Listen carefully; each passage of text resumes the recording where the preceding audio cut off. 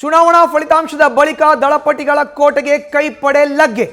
ನಿರೀಕ್ಷಿತ ಫಲಿತಾಂಶ ಬಂದಲ್ಲಿ ಮೆಗಾ ಆಪರೇಷನ್ ಹಸ್ತಕ್ಕೆ ಪ್ಲಾನ್. ಪ್ರಜ್ವಲ್ ರೇವಣ್ಣರ ಪೆನ್ಡ್ರೈವ್ ಪ್ರಕರಣದಿಂದ ಜೆಡಿಎಸ್ ಶಾಸಕರಲ್ಲಿ ಈಗಾಗಲೇ ಬೇಸರ ಮನೆ ಮಾಡಿದೆ. ಚುನಾವಣಾ ಫಲಿತಾಂಶದ ಬಳಿಕ ಏನು ಮಾಡಬೇಕು ಅನ್ನೋ ಚಿಂತನೆಯಲ್ಲಿ ಇದೆ ಕೈಪಡೆ.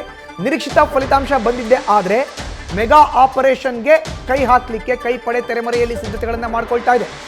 ಜೆಡಿಎಸ್ ಶಾಸಕರನ್ನ ಪಕ್ಷಕ್ಕೆ ಕರೆತರಲು ತೆರೆಮರೆಯಲ್ಲಿ ಕೈಪಡೆ ಪ್ರಯತ್ನವನ್ನ ಮಾಡ್ತಾ ಇದೆ. 12 ಶಾಸಕರನ್ನ ಪಕ್ಷಕ್ಕೆ ಸೆಳೆಯುವ ಲೆಕ್ಕಾಚಾರದಲ್ಲಿ ಇದ್ದಾರೆ ಕೈ ನಾಯಕರು. ಚುನಾವಣಾ ಫಲಿತಾಂಶದ ಬಳಿಕ ದಳಪತಿಗಳ ಕೋಟೆಗೆ ಕೈಪಡೆ ಲಗ್ಗೆ ಇಡುತ್ತಾ ಅನ್ನೋ ಒಂದು ಪ್ರಶ್ನೆ ಇದೀಗ ಎದುರಾಗಿದೆ.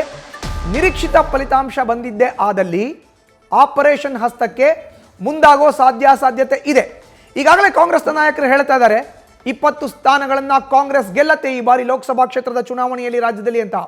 ಈ ರೀತಿಯ ಫಲಿತಾಂಶ ಬಂದಿದ್ದೇ ಆದಲ್ಲಿ 2023ರಲ್ಲಿ ಎದುರಾದಂಥ ರಾಜ್ಯ ಸಾರ್ವತ್ರಿಕ ವಿಧಾನಸಭಾ ಕ್ಷೇತ್ರದ ಚುನಾವಣೆಯಲ್ಲಿ ಜೆಡಿಎಸ್ನ 19 ಶಾಸಕರು ಏನು ಆಯ್ಕೆಯಾಗಿ ವಿಧಾನಸಭೆಯನ್ನು ಪ್ರವೇಶ ಮಾಡಿದ್ದಾರೆ, ಇವರಿಗೆ ಗಾಳ ಹಾಕಲಿಕ್ಕೆ ಆಪರೇಷನ್ ಹಸ್ತ ಶುರುವಾಗೋ ಸಾಧ್ಯತೆ ಇದೆ. 19 ಶಾಸಕರ ಪೈಕಿ 12 ಮಂದಿ ಶಾಸಕರನ್ನ ಜೆಡಿಎಸ್ನಿಂದ ಕಾಂಗ್ರೆಸ್ಗೆ ಸೆಳೆಯಲಿಕ್ಕೆ ಕೈಪಡೆ ತೆರೆಮರೆಯಲ್ಲಿ ಲೆಕ್ಕಾಚಾರವನ್ನು ಹಾಕ್ತಾ ಇದೆ ಅನ್ನೋ ಒಂದು ಮಾಹಿತಿ ಲಭ್ಯ ಆಗ್ತಾ ಇದೆ. ಚುನಾವಣೆ ಫಲಿತಾಂಶ ಜೂನ್ 4ನೇ ತಾರೀಕು ಹೊರಬೀಳುತ್ತೆ.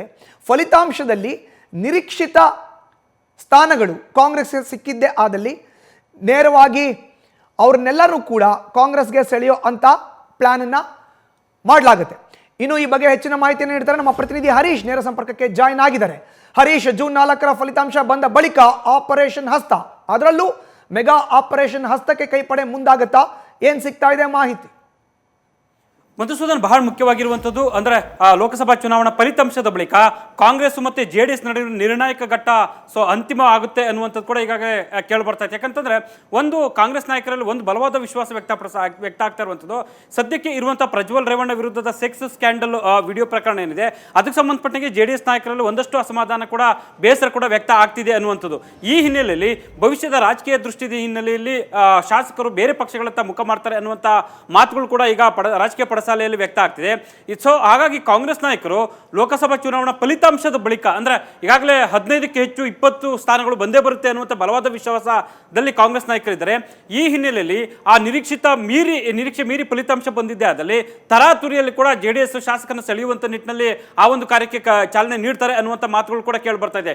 ಈಗಾಗಲೇ ಹಲವು ತಿಂಗಳ ಹಿಂದೆಲ್ಲೇ ಕೂಡ 8 ಜೆಡಿಎಸ್ ಶಾಸಕರ ಜೊತೆ ಮಾತುಕತೆಯನ್ನು ನಡೆಸಿದ್ರು. ಆದರೆ ನಿರೀಕ್ಷಿತ ಮಟ್ಟದಲ್ಲಿ ಅವರಿಗೆ 12 ಜನ ಶಾಸಕರು ಬಂದಿದ್ದೆ ಆದಲ್ಲಿ ಎಲ್ಲವೂ ಕೂಡ ಈಗಾಗಲೇ ಅಂತಿಮ ಆಗ್ತಾ ಇತ್ತು. ಒಂದಷ್ಟು ಶಾಸಕರು ಹಿಂದೇಟು ಹಾಕಿದ ಕಾರಣಕ್ಕಾಗಿ ಸಹಜವಾಗಿ ಕೂಡ ಈಗ ಲೋಕಸಭಾ ಚುನಾವಣಾ ಫಲಿತಾಂಶದ ನಂತರ ಈ ಒಂದು ಕಾರ್ಯಕ್ಕೆ ಅಂತಿಮವಾಗಿ ಅಧಿಕೃತ ಮುದ್ರೆಯನ್ನು ಒತ್ತುವ ನಿಟ್ಟಿನಲ್ಲಿ ಕೂಡ ಕಾಂಗ್ರೆಸ್ ನಾಯಕರು ಮುಂದಾಗಿದ್ದಾರೆ ಅನ್ನುವಂಥ ಮಾಹಿತಿ ಕೂಡ ಈಗ ಕೇಳಿ ಬರ್ತಿದೆ. ಒಂದು 6-7 ಜನ ಶಾಸಕರ ಜೊತೆಗೆ ಈಗಾಗಲೇ ಮಾತುಕತೆಯನ್ನು ತೆರೆಮರೆಯಲ್ಲಿ ನಡೆಸಿದ್ದಾರೆ ಅನ್ನುವಂಥ ಮಾತುಗಳು ಕೇಳಿ ಬರ್ತಿದ್ದಾವೆ.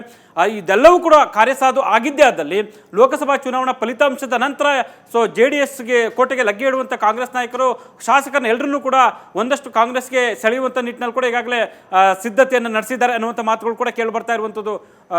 ಮಧುಸೂದನ್, ಹರೀಶ್, ನೇರವಾಗಿ ಈಗಾಗಲೇ ನೀವು ಉಲ್ಲೇಖ ಮಾಡಿದ್ರೆ 5-6 ಮಂದಿ ಶಾಸಕರ ಜೊತೆ ಮಾತುಕತೆಯನ್ನು ನಡೆಸಿದ್ದಾರೆ ಅಂತ. ಅವರ ಮನಸ್ಥಿತಿ ಹೇಗಿದೆಯಂತೆ? ಅವರೆಲ್ಲ ಜೆಡಿಎಸ್ಗೆ ಗುಡ್ ಬೈ ಹೇಳಿ ಕಾಂಗ್ರೆಸ್ನತ್ತ ಮುಖ ಮಾಡಲಿಕ್ಕೆ ಸಿದ್ಧತೆಯನ್ನು ನಡೆಸ್ಕೊಳ್ತಾ ಇದ್ದಾರೆ ಹೇಗೆ? ಮಧುಸೂದನ್, ಈಗಾಗಲೇ ಕೂಡ ಹಲವು ಜೆಡಿಎಸ್ ಶಾಸಕರು ಪ್ರಜ್ವಲ್ ಪ್ರಕರಣದಿಂದಾಗಿ ಕೂಡ ಮುಜುಗರಕ್ಕೆ ಒಳಗಾಗಿದ್ದಾರೆ.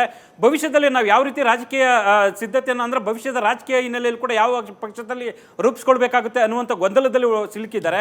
ಹಾಗಾಗಿ ಬಿಜೆಪಿನೋ ಅಥವಾ ಕಾಂಗ್ರೆಸ್ಸೋ ಅನ್ನುವಂಥ ಗೊಂದಲಕ್ಕೆ ಈಗಾಗಲೇ ಸಿಲುಕಿರುವಂಥದ್ದು.